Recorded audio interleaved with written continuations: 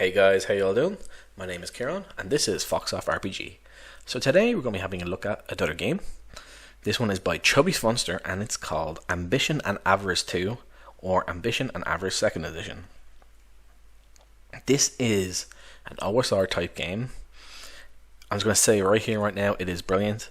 So if you're used to more rules light games, this is a little bit of a step up.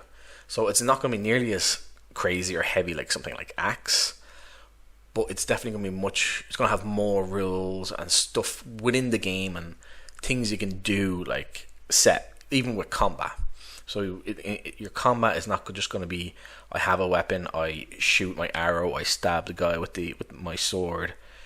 You can do different combat maneuvers, and they're going to have official sort of like flanking positions where you're going to be more vulnerable, where you can do more damage. You're going to have a trophy system from different creatures and monsters you can find. The magic system, this is great. It's very well put together, I have to say. Now, before we get into the video, I just want to thank everyone again for checking out the videos. I was away for a little bit. I just had a lot of stuff going on over the last month or so, and I kind of started doing less and less videos, and I didn't post anything for a little while. But I'm back now, been doing some more stuff, and yeah. I will also leave a link for my Discord if you wish to join, and my X account if you wish to follow, and my drive-thru affiliate link if you want to get anything there. You can use my link, it doesn't cost you anything, and it helps out the channel. And of course, like, comment, subscribe, that helps me out massively. And if there is anything you ever want me to look at, let me know. I will do my best to look at it. It might take a while, but that's all, guys. So let's get into this video. Now, just before we get into the video, I want to say that Chubby Funster sent me the PDF of this a couple weeks back, maybe 2 or 3 months ago. I loved it, so what I done then is I bought the print on demand from drive-thru of the book, and it is a big boy. I'll show you. Let's see. It's 375, 76 pages, something like that. So it's a big book, but everything in here is very useful. It does have a lot of stuff in the beginning and throughout the book in terms of advice and how you can do things, and explaining different systems. It has a bunch of monsters that are awesome. The table of contents is here. We'll go through different parts of this book. It gives an introduction on basically ideas and how things could be done or should be run. Like stories happen is basically talking about procedural you letting your players sort of drive things forward and stuff like that. The judge, like most people are probably used to DM or GM, but the same thing. Player characters and NPCs. Morality, more mortality, not morality. Yeah, you're gonna die a lot in this. Every character, no matter what class or race, you have 1d6 hit points from the get-go. But we'll go over that now in a little bit. It has an implied setting, and what I like about this is it gives you some basic, simple tools for, like it says, open geography. Like, it gives you ideas of how things can be done.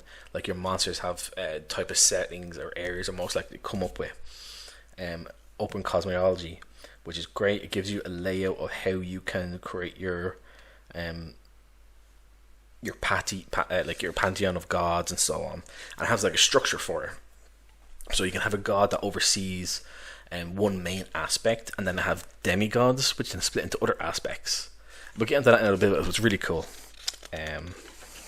Yeah, we're gonna have lots of this sort of stuff, which I think is great. This is excellent. I love this stuff in books, because you or I might be saying, this again.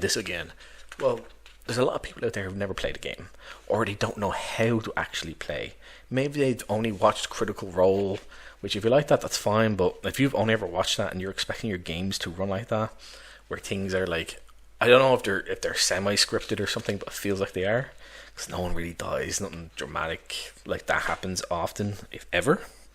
Because if it did, you'd have total party kills by accident. But anyway, if you like that, that's fine. It talks about playing a character, divergent thinking, like what does divergent thinking mean?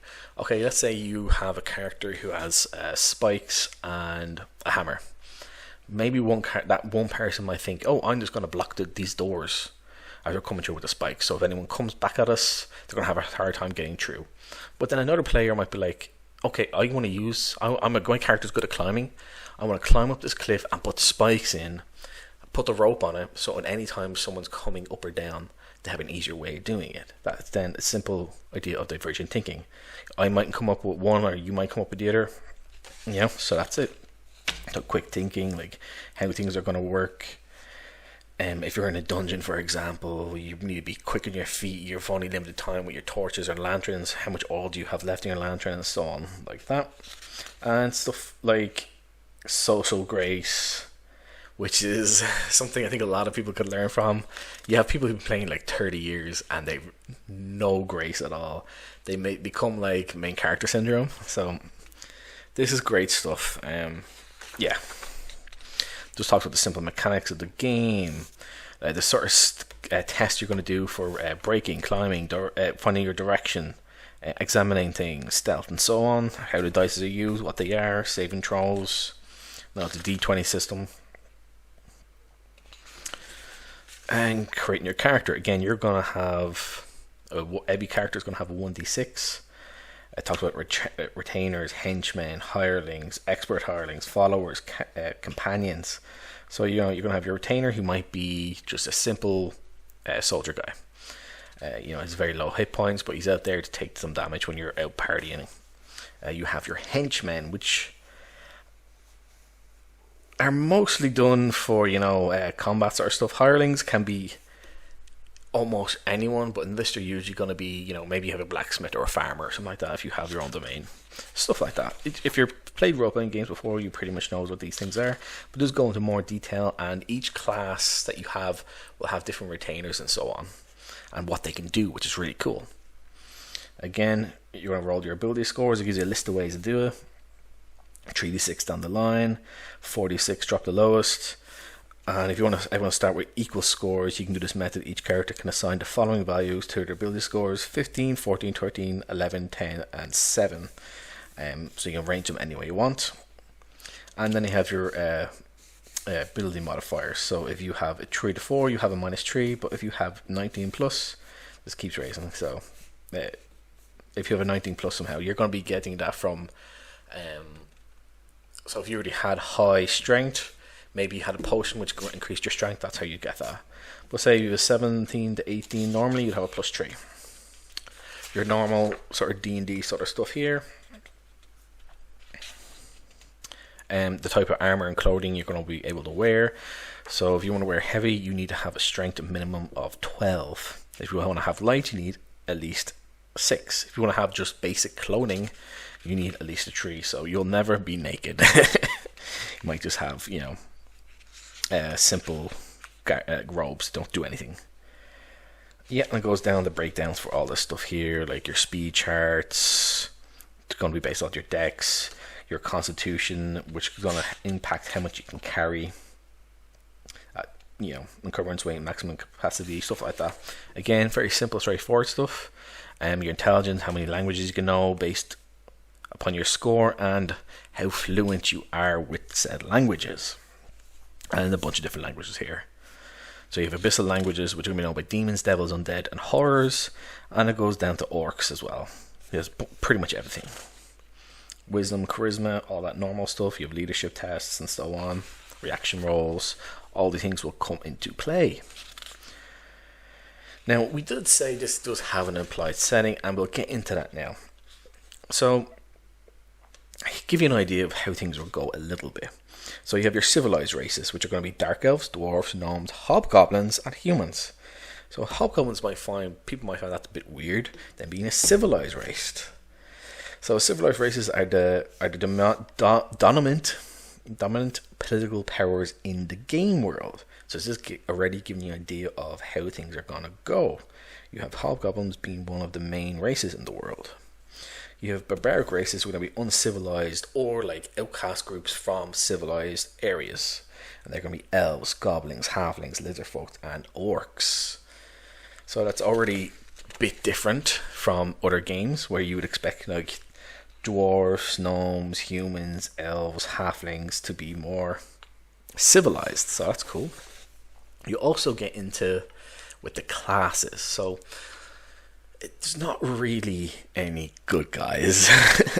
It's kind of assumed like the type of people who want to do adventuring, there's something a little wrong with them, which is cool. So you don't have a fighter, you have a brigand. Have you ever played any role-playing games or read any fantasy books or even some historical or like documents?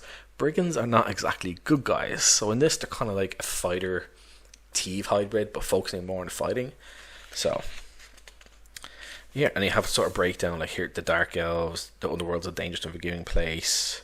You're gonna be fighting for your own kind, so forth, so on and so forth. It gives some history here for each of the characters, races.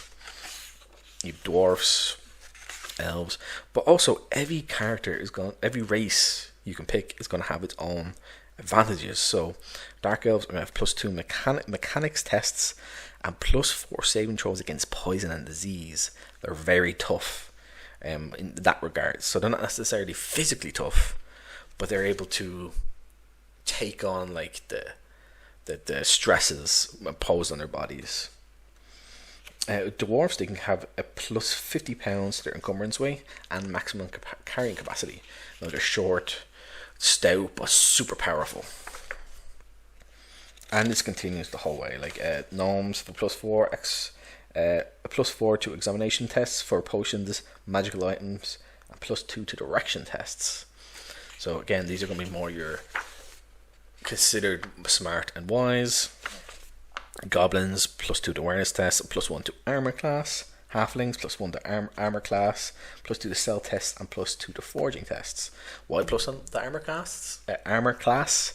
Well, it's because they're small and hard to hit. Makes sense. Humans fluent in one additional language, +2 in an ability score of your choice, up to a max of 18. So remember, we have the 19 plus earlier on.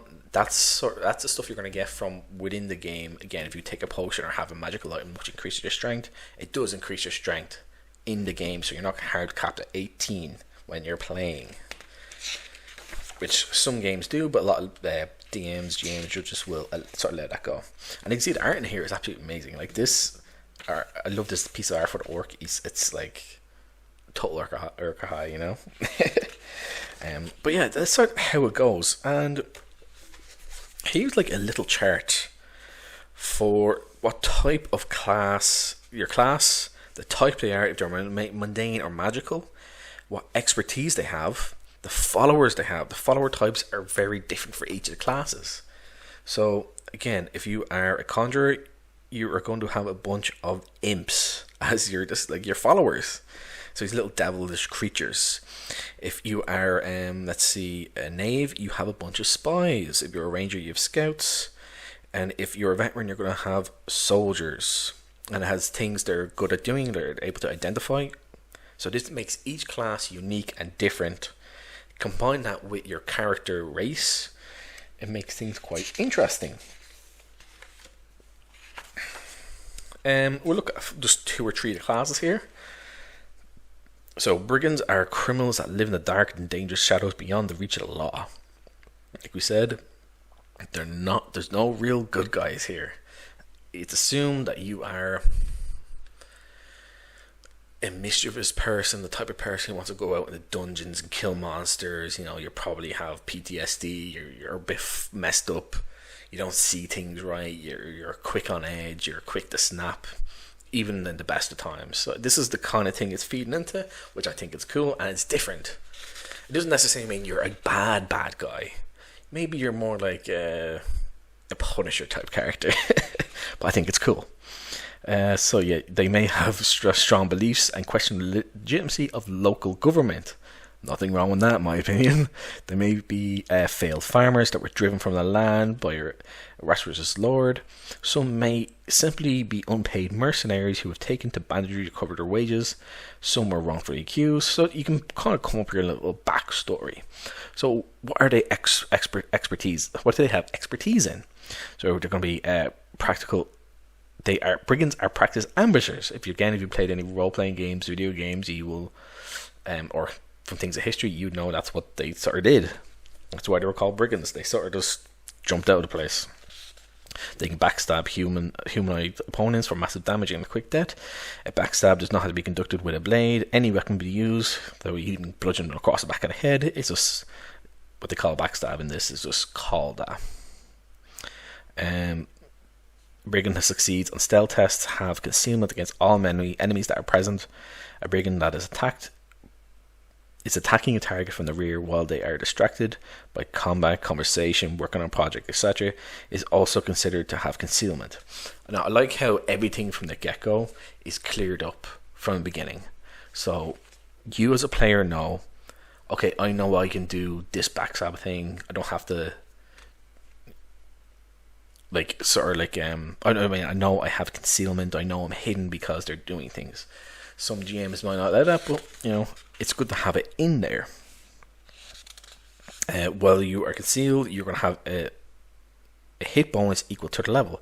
So if you're a level 2, you're going to have a +2 to hit. If you're level 4, you have a +4 to hit. Once the brigand reaches level 7, a backstab victim must also make a Constitution saving throw or perish from the severity of the blow, regardless of the damage dealt. So you can have just automatic kills nearly if they do not pass. Identify. Because they are frequently acquired strange possessions, brigands are familiar with types of breaded goods available from the market. A brigand can attempt to assess the value of nearly anything. They even highly unusual and ancient figurines or rare jewelry. Again, remember we said at the beginning, it's sort of like a swordsman meets a thief type character.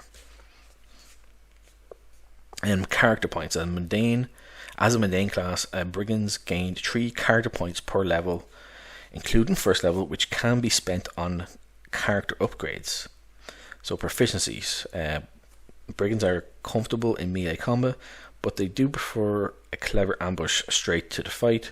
The weapon choice reflects this. They are proficient with the following weapons, including clubs, crossbows, and daggers. Additional weapon proficiencies can be used with the character points. So this is how you're going to spend your character points. The DM can also decide other ways you can spend character points. So perhaps you want to increase your chances of identifying things from knowledge, or if you want to learn how to cook, you can say you do know how to do that. That's something you can do, so you can prepare food and stuff like that. Class bonuses. You get 100 extra gold at the character creation stage. You get +2 to reaction rolls made with criminals and or barbaric humanoid characters when serving as a vanguard. Okay. Due to interaction with the laws and so on, you have a +2 breakage test made to escape bonds. So if you're tied up, you're chained, you're maybe able to pick the lock, you're able to break it out of the rope, you're able to untie things. So you have a +2 to that, and you have a +4 dexterity. You have +4 dexterity to escape from manacles. So again, that'd be like the cuffs. And brigands, the followers they're going to have are going to be bandits. Bandits can work on their behalf. These are lightly trained thieves which can be used as criminal assistants. They will fight in combat by your side, or you can leave them somewhat to conduct banditry while you're out adventuring. And over the course of this game, when you're playing, you can create your own settlements. You can create a barony. You can upgrade that further over time. You get more land, and you have to clear hexes, and that's a big thing in this. And that reminds me of ACKS, which I really like. Yeah, so there's lots of stuff like this in here. I'll look at 1 or 2 more just to get an idea of things. Cultists, these are awesome. So they talk about demigods. So if you have your gods in this, you have a major god and then you have your minor gods, and we'll come across that now in a little while. You're going to make your own up, or you can plug things in from other games or the type of setting you want to use. One cool thing these guys can do is they can set up altars, and then from the altars they can do sacrifices, and they're going to gain these things called pawns. Now a pawn can do several different things. It's really cool. So anyone can drink a pawn. So you sacrifice them, you're basically collecting their blood. They have to be bound and so forth. You know, they have a little ritual basically. So once you do that, your character can then, or any character can then drink from that pawn and recover 1d6 hit points. If the character is at full health with no ability score, it can also recover missing ability points. So say if your character was poisoned or became ill from a sickness or disease and you lost some points in, say, strength or dexterity, you can then use this to gain some points back. So that's really cool. Now, if you're at full health and you have no ability scores missing, it will give them a +2 bonus damage, a +2 to hit and to bonus damage for the next 3 rounds. Pawns can be poured over stone statues of demigods to destroy their soul directly. This will give a +1 to all saving throws until their next sleep or rest. This can stack. So if you, after sacrificing a bunch of people, you can just pour it on, you can have up to a +5. So that's pretty cool. Each pawn remains potent for 1d6 plus 3 days, and this is made by a judge only. Now, when you're sacrificing someone, they need to be healthy. They have to have at least 50% of their hit points. They can't have any sickness or diseases. But if your character doesn't know they don't have any sicknesses or diseases, that could be a problem, because then it's going to hurt you.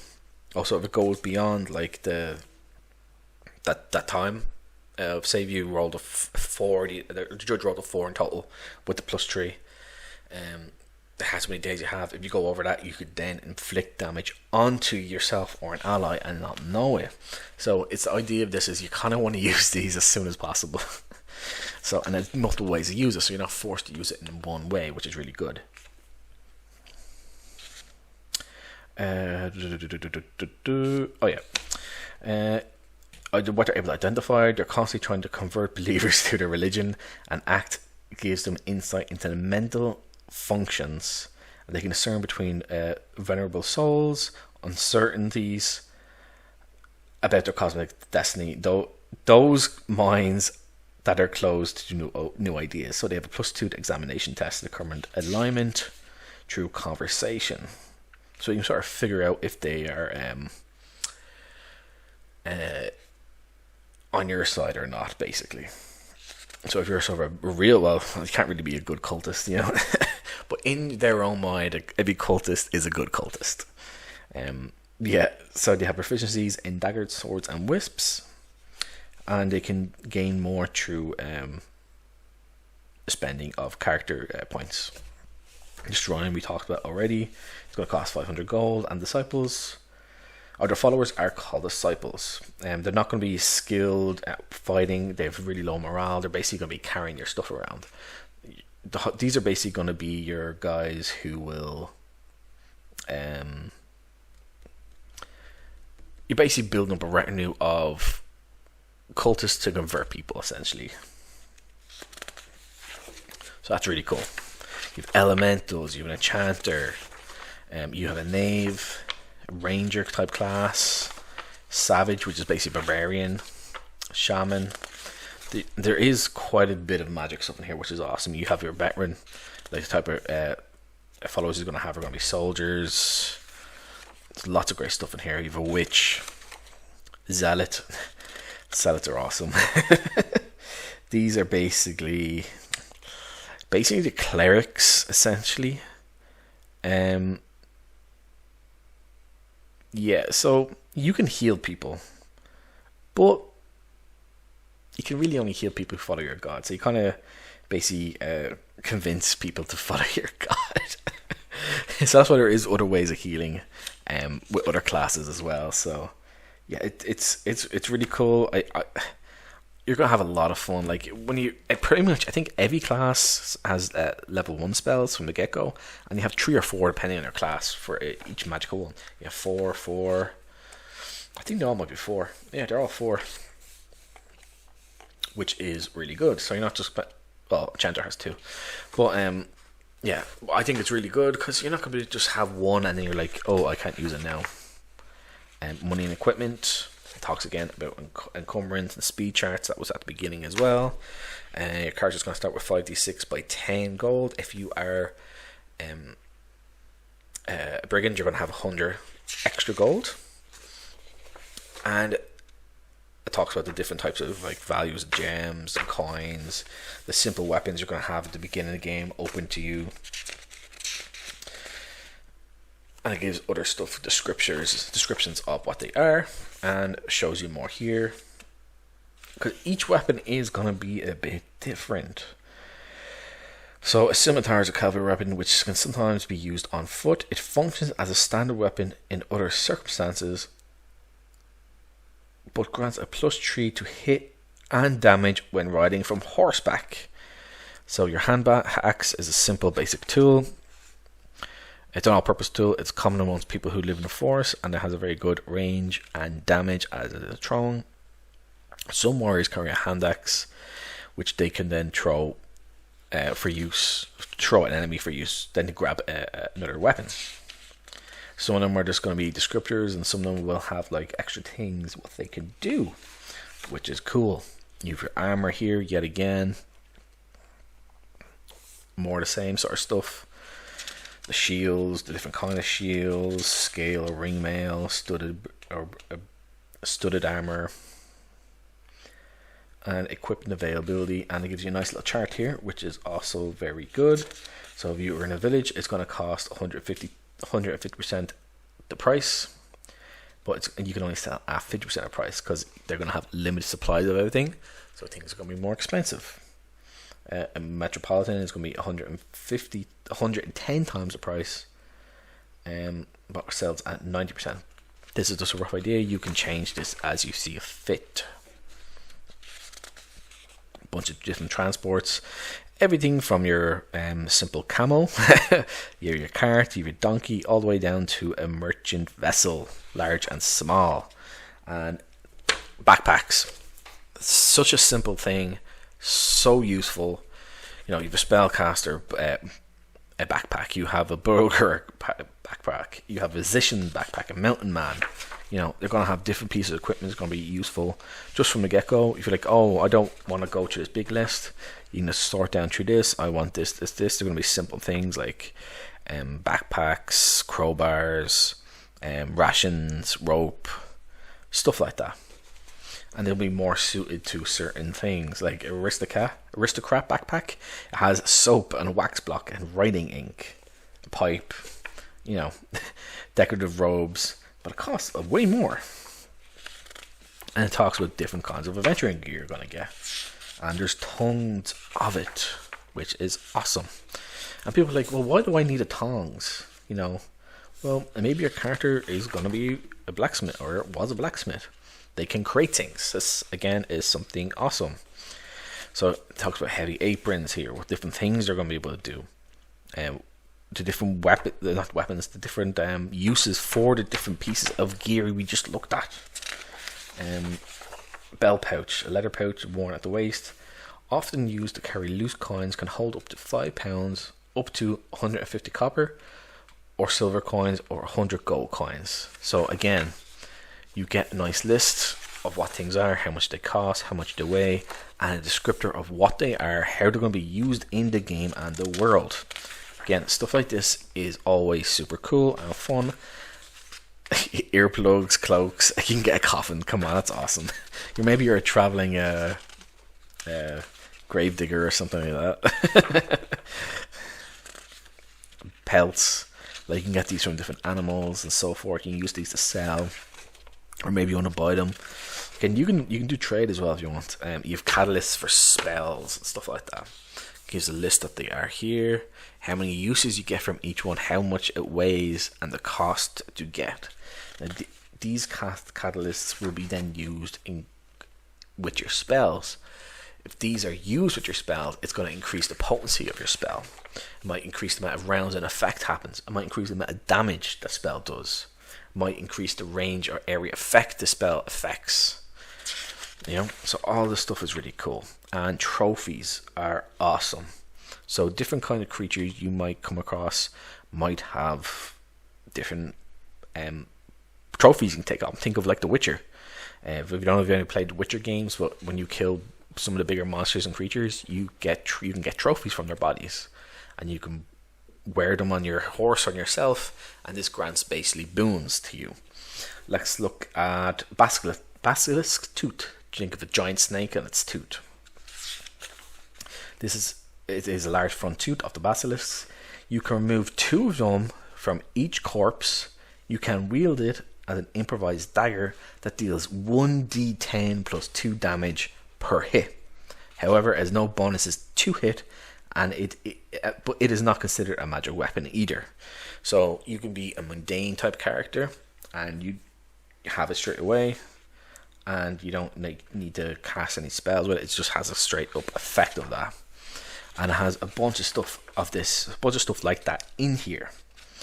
And it just adds more variety and interest. So when you kill a monster, you're not just killing it to clear a dungeon. You're not just killing it to get gold or experience or anything like that. You're killing it, and then you might search to see if it does have something like a basilisk. You might be able to get a tooth from it. Maybe you're after crushing its head and the teeth are all shattered. Maybe you can't get them. You only get one, or maybe you don't get any. So that's another way to add more to the game, to the monster hunting, which again is fun.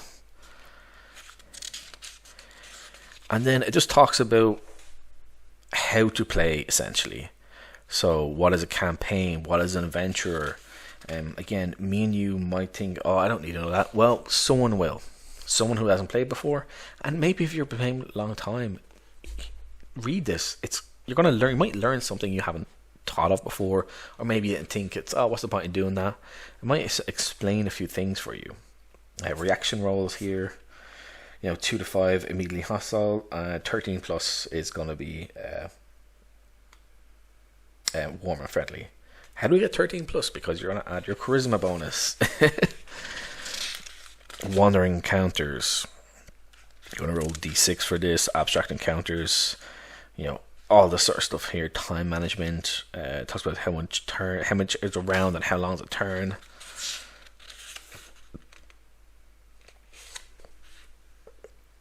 This is going to be an excellent part for people to read. It's all about taking control. So each of your characters, when you come into the game, you're going to create your character. You should probably think of a little bit of a backstory. Now, usually how I play games is, I will come up with roll with my characters. I will then look at their stats and trying to figure out, okay, this character might know a bit more about this type of thing or whatever, okay? But then over the course of playing 1 or 2 games, I'll kind of I'll get a feel for the character, and then I can come up with maybe a bit more of a backstory instead of just a blurb, because they also might die. But you kind of get a feel for things and how you're playing with other people and interacting. This is all going to inform things. And here it talks about things like you can have political ambition. Maybe you want to be the zealot. You want to set up a church and have, since you're being there, you're able to influence some of the locals over a period of time. This might take weeks or months within the game, but you're able to influence like 1d6 amount of people. So if you're in a small village and you've just set up a new church, or maybe you've come in as a part of a church, you're slowly going to have people coming onto your side. And then you can use that to then expand upon your own territories. You use that as your own influence in the world, which is really cool. And it talks about non-player character ambitions. So, example, maybe you're in a small town, you have a mayor of the town, they should have their own ambitions. Maybe they want to expand their own, like how much wealth they have, expand their own territory, Maybe they want to become a baron. And then we have the movement and overland travel stuff here is pretty simple, and you're going to roll your for the type of ground. So your hexes are quite large in this. The standard hex here is 12 more hexes. So that's like half a hex is 12 miles. So 24 hex size in total. So if you want to know what terrain you're moving into, you're going to have your 3d6. Pretty simple. You're just going to roll it, use this little chart here. Boom, bam, bing. There you go. And again, if you don't like that chart, you need to plug your own chart in. They have from any game, or you can find online. Not a big deal. Or if you're using a random generated map, or you're using a map from a game or something, doesn't matter. You have different ways of doing it, and there's lots of things to do. I talked about moving in a dungeon, how you're going to be moving slower. You need to map your way through the dungeon. Clearing hexes as well. This is an important part. So Each hex is presumed to contain enough monsters for one encounter per 10 square miles. If you eliminate half of these, that would be approximately 25 encounters in a 24-mile hex, because you have to multiply the whole thing out and it becomes extremely large. This can then be used to build a settlement, a barony, an encounter, like your own sort of place if you want. Now, you're basically going to have a minimum of 25 encounters within a hex to clear. Then after that, it is up to the judge. Now, why do I say that? So if you're clearing out hexes in a big open flat plane, there should be less weird monsters and creatures in that flat plane. You might have more mundane creatures like wolves, foxes, whatever. But you're not going to have a bunch of werewolves in a plains. It's too flat, nowhere to hide, nowhere to set up your den and stuff like that. That might mean if you set up a settlement somewhere, that might mean it's easier for you to farm food there, but it's going to be more difficult for you to get resources like wood. So again, if you're going to go for a more woodied forested area, you can increase the amount of encounters or increase the amount of encounters needed to have the hex cleared. So a big hex like that, say you need 50. So 40 to 50 is a good marker to go with for clearing out a hex. Location familiarity is another cool thing in this. We'll go into this a little bit later, or I might do it now actually. Make sure it's not coming up. Yeah, we're doing it now. So familiarity with locations. So you figure out where things are in a town, for example. That's fine. You build it up really quick normally. But say if there's a dungeon, maybe it's a day or two travel away. There is a chart in the back. Let me see if I can get it. The dungeon familiarity chart, which is there we go. Dungeon familiarity information. So you put the name of the dungeon, where it's located at, the information about this dungeon you've learned, and the NPCs who have this information essentially. So maybe your dungeon is a day or two away and you know nothing about it. You don't know where the entrance is. Maybe you can talk to one of the guards and they're able to figure out roughly where the entrance is. Maybe you also, from another guard, you find out the type of monsters which are outside or near the dungeon. Maybe you came across old adventurers in an inn or in the town which have been inside that dungeon, and maybe they tell you there's goblins, orcs, kobolds, whatever in there. So this is a way to get information. It also helps the DM sort of build on the fly while they're trying to get things, which is cool. It's definitely an interesting idea, which I think it would be fun to add into other games. Just talks about gaining experience, the type of experience you should get per hit dive, per monster, the levels, how much XP you need. This is going to be a flat chart for everyone. How to recover hit points. So if you rest completely doing nothing for a whole day, you can recover 1d6 hit points. Or you can do light duty, which will have you recover 1 hit point during the day. Also, if you sleep 8 hours only, you will receive another hit point healed. So maybe during the day you do light work, like cooking, cleaning, getting stuff from the inn or a shop or something like that.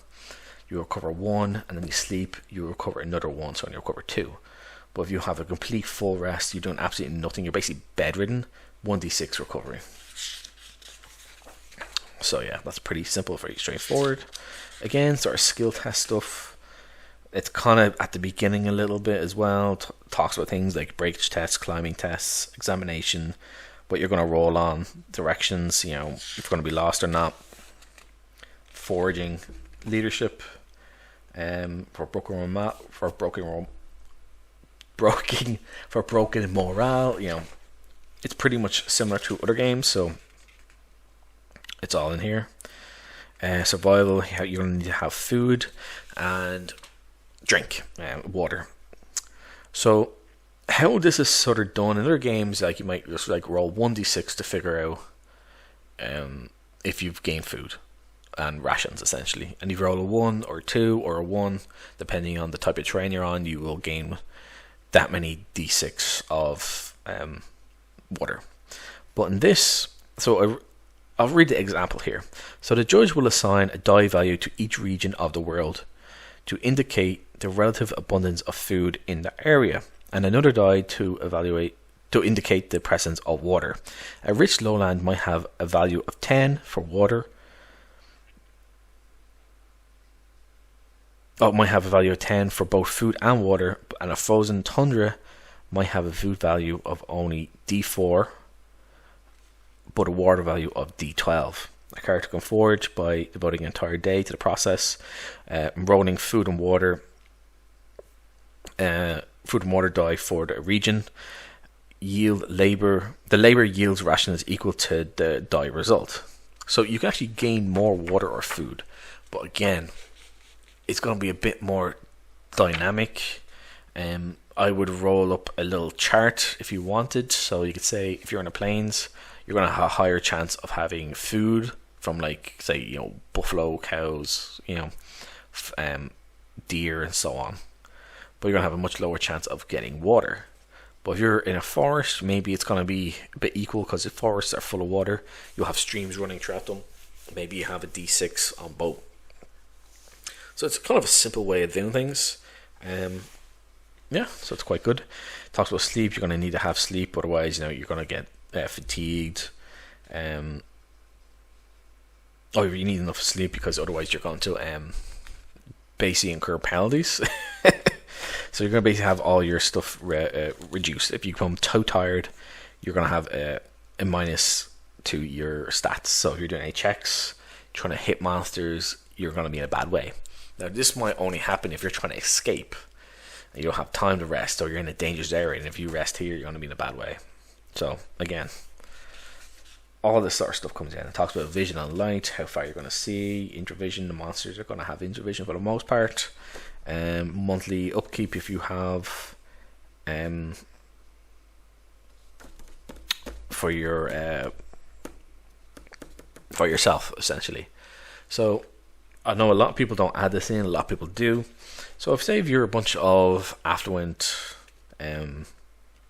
people who also happen to be absolute scammers, the game can sort of go with, you have a preset value that you spend on your basic lodgings and food, and this is it. This is for when you're staying in areas and stuff like that. So I know a lot of people, I personally know a lot of people who do not use this sort of stuff in games, or like you pay for each day or each week in the inn or wherever you're staying, you then buy the food individually. This is another way you can just do that all in one go, but obviously you will have to have rations and stuff when you're out in the wild.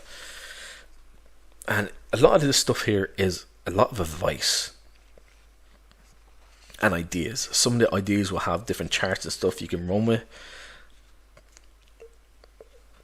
but again, a lot of it is just advice, which I know for a lot of you guys, you might not like that, but it is great to have, because there's going to be things you might not think of or you forget, and it's in here. And again, if you're brand new, this is going to help you out massively. So if you're falling damage, you have 1d6 points of damage per 10 feet of distance falling. Locked doors and chests. These are going to be obstacles. You can then try to open them. You can break them open, pick lock them. Doing certain things might cause more enemies if they're nearby to hear you, or if you're in a dungeon. If you're trying to smash open a lock, if you're doing a wandering monster check, maybe now that chance is gone from like a 2 and 6 to 3 and 6. Stuff like that. Disease. I like diseases. I mean, I don't like diseases. I mean, they're horrible, but like they add a lot of flavor. So here's a random Z chart you can roll 1d12. And it gives you location, what the symptom it has or gives you, the ability that gets affected, and the known creatures which can deliver said disease. Then you're going to roll for your die result, 2d6 to find out the severity. A 2 to 3 is terminal. A 13 plus you're immune. You're like, you got it, and you're like, I shrugged it off. So yeah, you go. It's just pretty simple, straightforward stuff there, which is lots of fun, and it gives you more information like how long you're going to have to, or how you will be able to get over it, the checks you're going to use, and so on. Pretty simple, straightforward. And talks about retainers, henchmen, the type of characters you're going to use when you're in combat. A mundane character recruits fighters, henchmen. These are simply fighting men with a +1 to hit bonus. They have proficiency with one type of weapon, determined by the judge. A magical character recruits adept henchmen. They're simple magic users. They use the same casting method, prepared or spontaneous, as the character that hired them. So basically, they essentially copy you. You know, companions. These are going to be characters. Your character is going to build like a companionship with someone. Maybe if you're playing in a game in it for a long time, maybe you build up a relationship with some of the guards of a town or something like that. That's one way you can have it done. Expert hirelings, they're going to be like, think of again like your blacksmiths and stuff like that.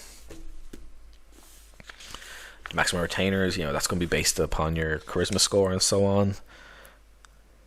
Location, retainers for hire. So if you're in a village, you can only have 1d6 per month, but if you're in a big metropolis, you have 5d6 per month. Henchmen and hirelings.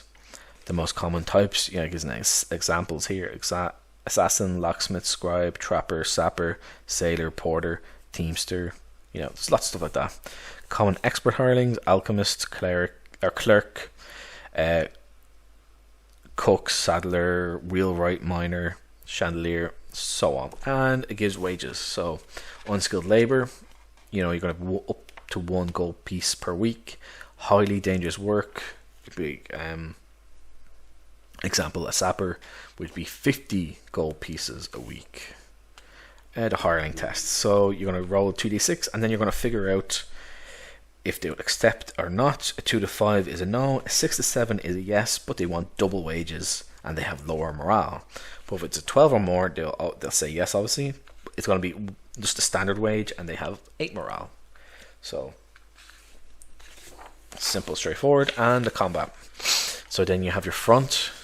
If this is great for playing with minis. If you're not playing with minis, you can sit and you're playing with obviously you use our paper stuff as well, but you know, if you are using something to show off your characters, like minis, paper, bloody chest pieces, doesn't matter, anything like that, you have different charts. So you have, if you're in hexes or squares, so you have your front row, you have your flank and the rear. When attacked from the flank or rear, you cannot gain any AC bonus from shields or from a weapon. When attacked from the rear, you reduce your armor's AC bonus by half, rounded down. While on the target's flank, you gain +2 to stealth. Skill rolls when against that target, while on the target's rear, you gain +5 to stealth rolls. So again, if you're trying to sneak up behind someone and use your backstab, that's a great opportunity to do so, and you can do it from their flank as well. So that's cool. A turn sequence is pretty straightforward. You want to find out if you're surprised, and you do an awareness test versus DC 15. And again, if you don't want to use that, you want to use other dice stuff that you rather do, like the 2d6, like 1 for each side. You can do that as well. It's not a big deal, really. And the combat's going to be divided into rounds. You know, about 6 seconds for each game time. Each round has 4 phases. So you have your declaration, you're going to roll for initiative, you're going to be taking actions, and then you're going to do morale checks. So again, if enough people have been injured or damaged or killed, different actions you can take. So you can, example, sprint up to 3 times their combat movement rate. A lot of games have double or 1.5 times, so that's pretty cool. You can move up to your combat. You can move up to combat movement rate, make a standard attack, a 2-handed attack, or attack with 2 weapons. You can move into the combat. You can move to combat. It's terrible. You can move to their combat movement rate until they are right next to an opponent and make a touch attack. So a touch attack could be if you have a touch attack spell, or you can start your grappling. You can move to move to your combat movement rate and then make a fighting retreat. You can move up to half the combat movement rate and threaten anyone within their reach. You're basically trying to intimidate. So there's a bunch of stuff here. You can finish with casting a spell and so on. Check morale. Morale is going to range from 2 to 12. A 2 indicates they are a complete coward and is impossible for them to actually succeed a morale check. A 12 indicates a more suicidal commitment. So they're like the psychopathic fighters who stand beside you the whole time. Get my tea, which is quite funny. So you roll your 2d6, and yeah. The average person has a morale of 7. Animals are often on the lower end of the range. So each creature, a monster, and so forth will have its morale by its. Let me go to the creatures actually. Let's pick one here. So a bear. A bear has the black bear, brown bear, and cape bear. Let's go with the black bear. A black bear has a morale of 7. You roll 2d6. If it rolls below its morale check, it is obviously gonna get the hell out of here. Simple, straightforward. And you can have different kinds of attacks, which is cool. So you have your standard attack. You're gonna have a 2-handed attack with 2 weapons. Some of these are going to give you like extra bonuses and stuff like that. So if you're attacking with 2 weapons, for example, you can use one-handed weapon in each hand instead of taking a shield. You will only able to make one single attack. However, using your 2 weapons grants you a flat +2 to hit rate. If you hit, only roll damage for the better weapon deals the most damage. So if you have 2 weapons in your hand, you run forward. It's essentially giving you a bonus to your hit, and then if you succeed, you will just do the max, whichever weapon has the highest weapon damage. So one weapon has like a D8 and the other has a D6. You're going to use the D8 damage. Simple, straightforward. Aimed attack. It's going to be used with a ranged weapon, and you gain a +3 to hit the target. This can only be performed if anyone deals damage to you, but upon finishing your action within the initiative order, your attack is cancelled. So you make your declaration what you're doing. If you then get attacked by either a ranged weapon or a character or a monster to hit you, you then do not do that on your turn.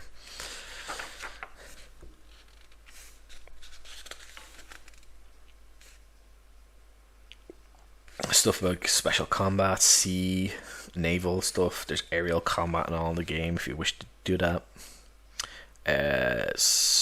Fighting withdrawal. A fighting withdrawal is an act of moving towards the exit from the area you continue to threaten the enemy. You can move up to your combat movement rate, but you do not make a target attack against any particular enemy. You do not deal damage, but you are brandishing your weapon aggressively, so your enemies will think twice about you.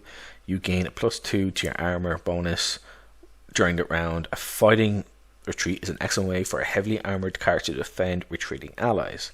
So basically, you're acting as a big shield. You're going to become harder to hit. You're saying, "You come near me, I'll bloody kill you." Da, da, da, da. You know, it's a cool thing to have. Which, you know, again, it's, if you're not going to pick this up, like, you could have it, plug that into your own game.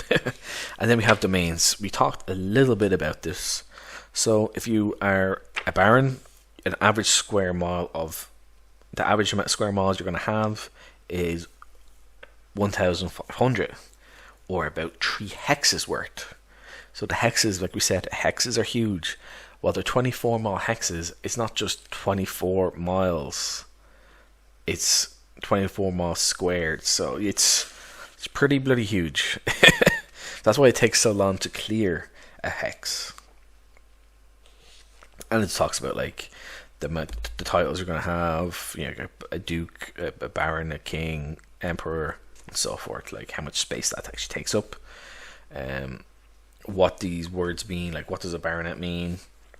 Inside the barony, a knight, they have 10 peasant families. They make an average income of 70 gold pieces. A baronet has 10 knights. 250 gold average, and a baron has 3 to 15 baronets. So it's like building upon. So they serve the baronet, the baronet serves the baron. And it has this excellent, simple, straightforward way to improve your area, so your keep. But it also has amount of dungeon space you can create. So for a 5 foot square, it's 250 gold. So you can create an underground dungeon anywhere really, and it gives you a chart to do that. And how much it's going to cost? Obviously, you're going to need laborers and stuff to do that, but it's super cool to do. If you set up your own barony, you build your own castle, you can have your underground dungeon, and you can have a lot of fun with that. And then maybe if you're doing like a West March style game, I know everyone's talking about West Marches all the time lately. People are probably sick of it, but if you have other players come in, maybe they try and break in and try to steal what's ever in there, or find out what it is, and maybe they don't know what's in their player characters castle, keep, whatever. So that's pretty cool. And then it goes over like what these things are, like a tower, a temple, a statue, what they are, what they look like. And we have magic.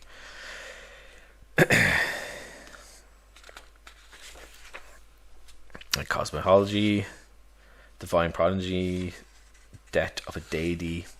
So magic and all this stuff sort of has stuff to do with the gods. So we have lawful portfolio, chaotic portfolios, and neutral portfolios. So you have basically, you think I have a god that's going to look over one of these bigger titles here. We have the earth, the void, and manipulation, emotion, tempest, stuff like that. Okay, so we look at the earth. We have one god that has controlled all that. We then have the enduring subsection, which is about stone, mountains, and canyons. These things which last a long time. You're going to have a god over this. Now it does talk about death of a deity. So say if the god of this gets killed by the god of demigod of time, decay, longevity, and speed, that demigod now controls this. Pretty cool. So maybe it's going to have warping effects in your game world. Or what happens if the gods, this demigod of deception, which covers lies, thievery, and secrets, ends up controlling the passion gods, demigod stuff, which is love, lust, and youth. So they can corrupt these things. So I think that's a cool idea. Magic items. We'll go over this now a little bit. Spell descriptors, stuff like that. Casting, if you're encumbered, it's going to be a +10 to your DC. If you're underwater, it's a +15 to your DC. If you're wearing light armor, it's a +5. Wearing heavy armor is a +15 to actually cast. Now, you're going to see here, it's a lot of spells. Don't worry about that. And then we're going to have all the spells here, okay? There's a ton of them, and yeah, there's a ton. So you can identify immunity, incendiary cloud, insect swarm, insomnia, invisible stalker, magic mouth, mangled touch, memorize, bunch of spells. Okay, now I'm going to get the thing which is going to be very useful for everybody. Let me just try and find it. You're like, how do we figure out what spells go to what? And it's with this simple chart. And there's one for, so if you're a conjurer, these are the conjuring spells you can have.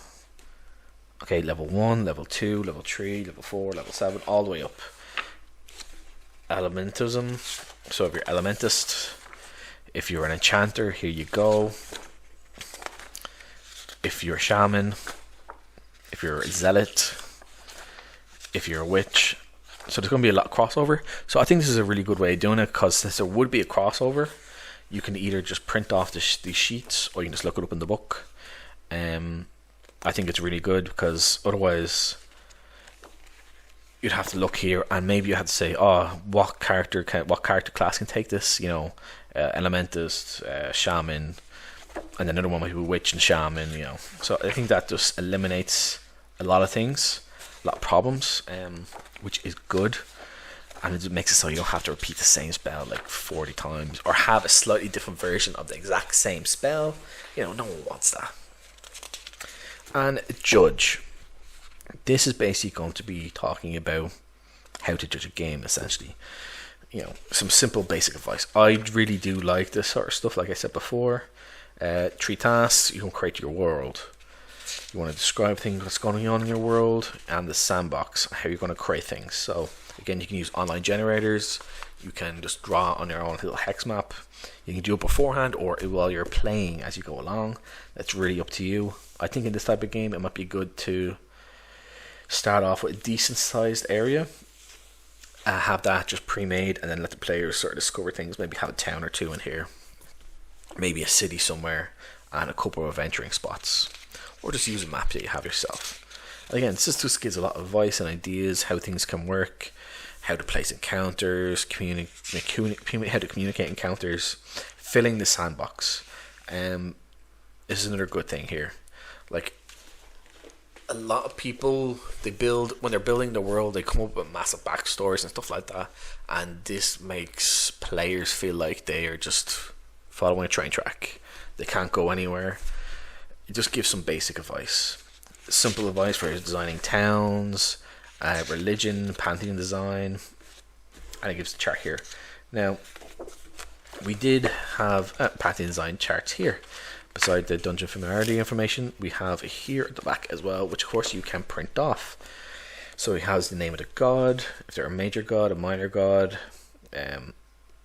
what they're going to look like, what symbols they have, the personality descriptors, and the portfolios that we talked about earlier. And you can mix things up and change them around if you wish. Those portfolios are sort of like a good guidance on how to start. Cultures, different areas and different peoples will have different cultures, different types of concepts of what justice and injustice is, different kinds of myths, like things that they celebrate. Again, it gives you some simple ideas of what to keep in mind. So maybe like the festivals and holidays, the type of music or literature they will have or don't have, the games and sports they'll have, the artwork, the way they do their hair, their beards, their dresses, all that sort of stuff. All these things can influence everything.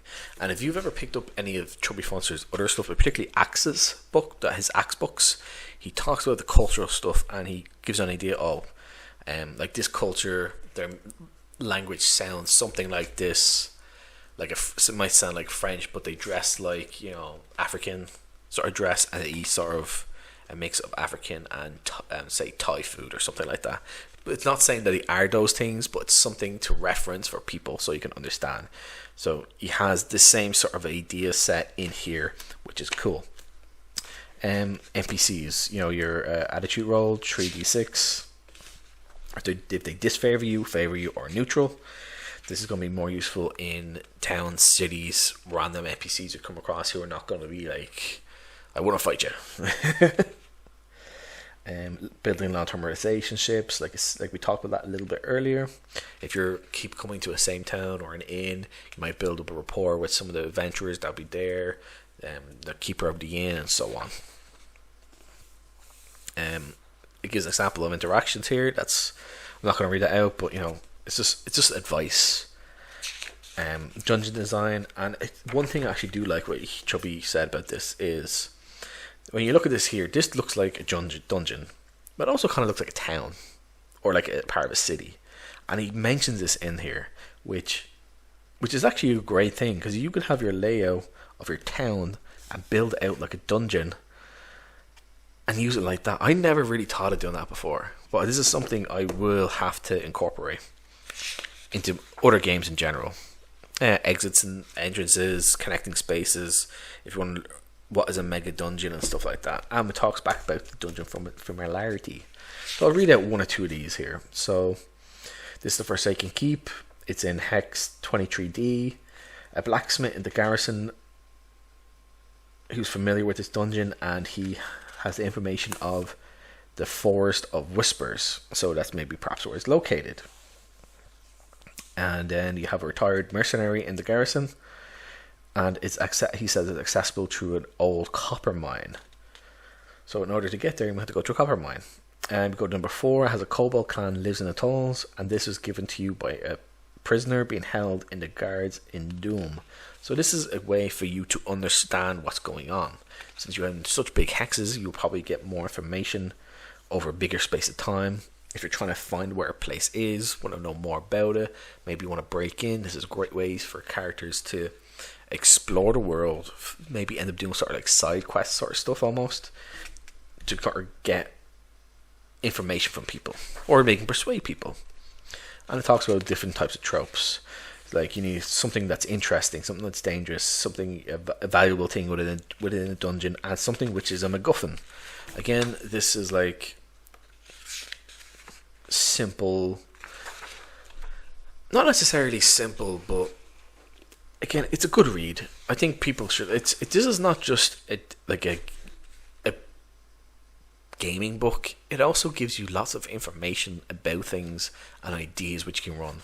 And it has like derived tropes. Okay, you've been ambushed, a message left behind somewhere, a safe haven, there's a secret meeting place, something that's too heavy, a tricky spell, the turncoat, magic on timer, hidden among copies, a fragile object. Maybe this fragile object is an old scroll you need to pick up, and your characters, if they didn't find out it was fragile, maybe it gets damaged. There's just some stuff like that in here. And adjudication, creating statistics on the fly. If you're not sure about something, just make judgment call. I want you to roll this for that. I don't know. Let's go. Or if you have a random monster that pops up and it's going to be one thing. No point in searching to the book. Oh, I need to find this one thing. Just to say it has 8 hit points. It has 1d4 damage with its weapon, or 1d6. It has 7 morale. Different kinds of treasure in the world, placing treasure in a dungeon. So a small dungeon, for example, might have 2,000 gold worth of treasure within the dungeon as a whole, but a large one might have 14,000. This is obviously, you don't tell this to your players, but again, it gives you ideas, so you can sort of come up with a baseline if you're coming up with your dungeon. Of course, you can use online generators and stuff like that. This book does not contain like a random dungeon creation tool. That's one of my only real criticisms with the book. It's my main criticism with most books, to be honest. Most books do not have dungeon generation. Overall, this is an absolutely brilliant game. We will be coming to like magic stuff and other stuff like that in a little bit. We'll have a look through the bestiary a little bit, and we can get an idea of some stuff.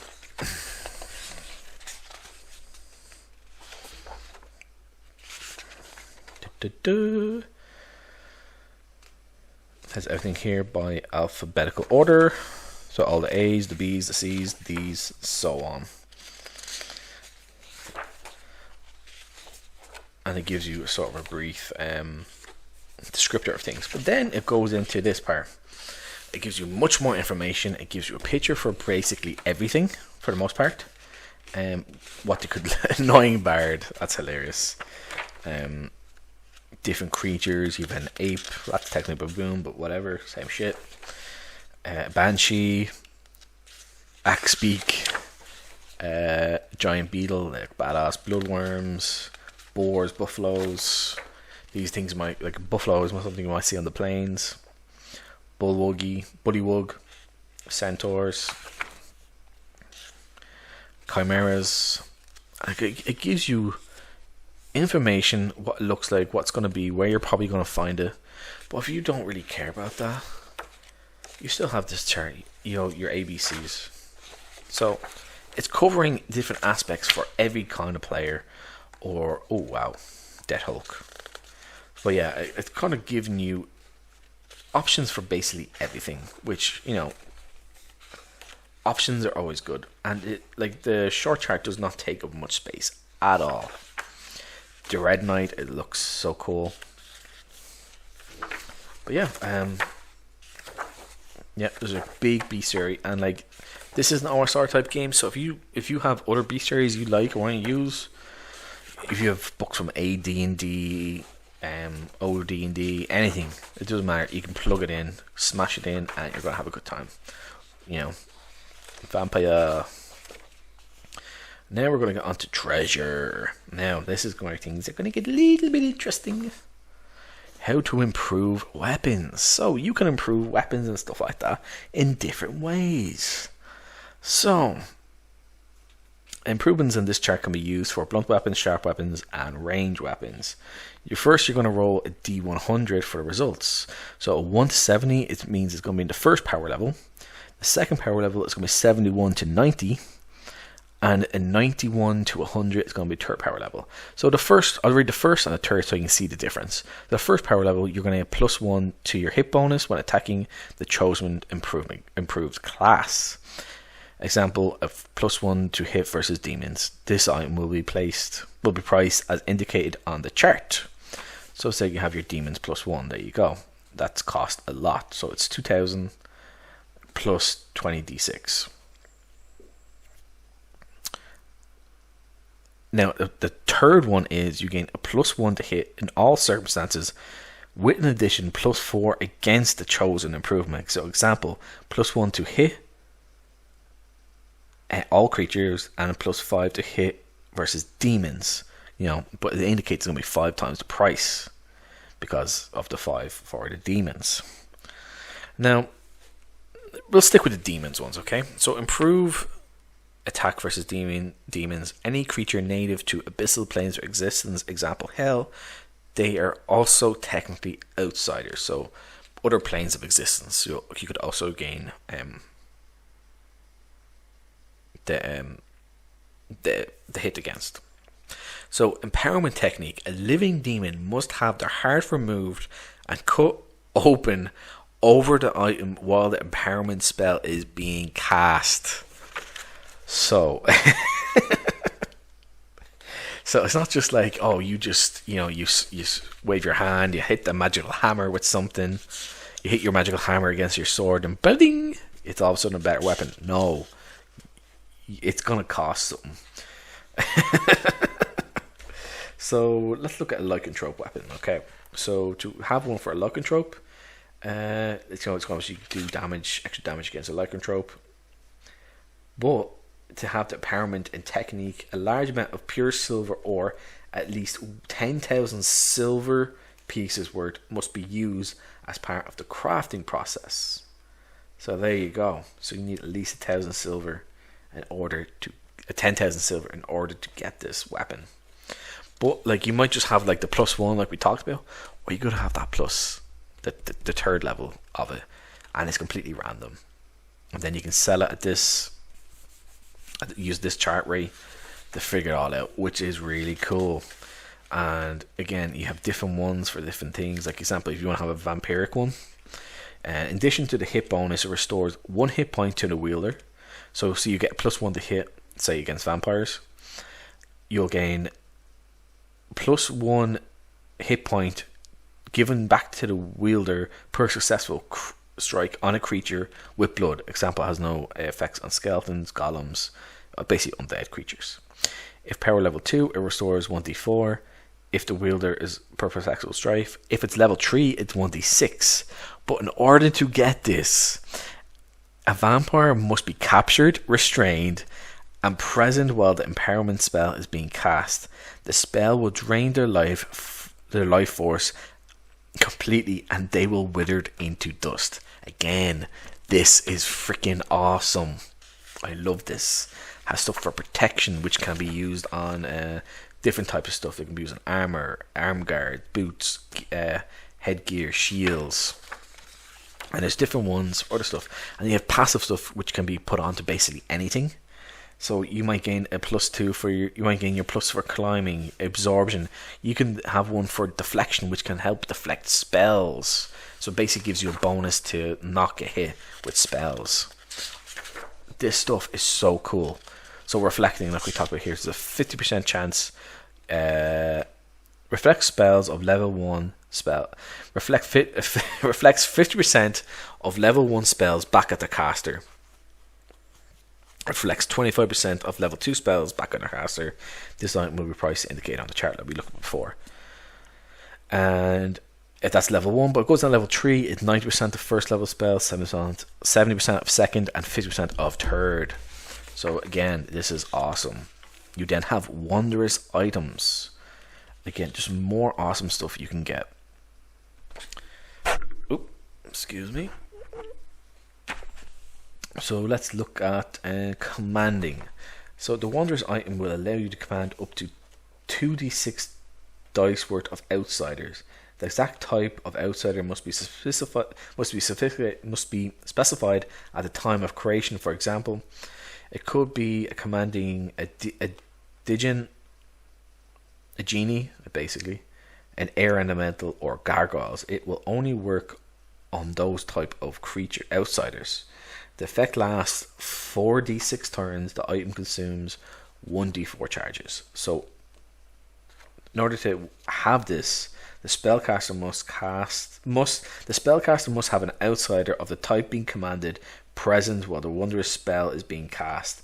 The spell will consume them completely. So if you have a gargoyle, you must have a gargoyle there nearby you, restrained or held somewhere.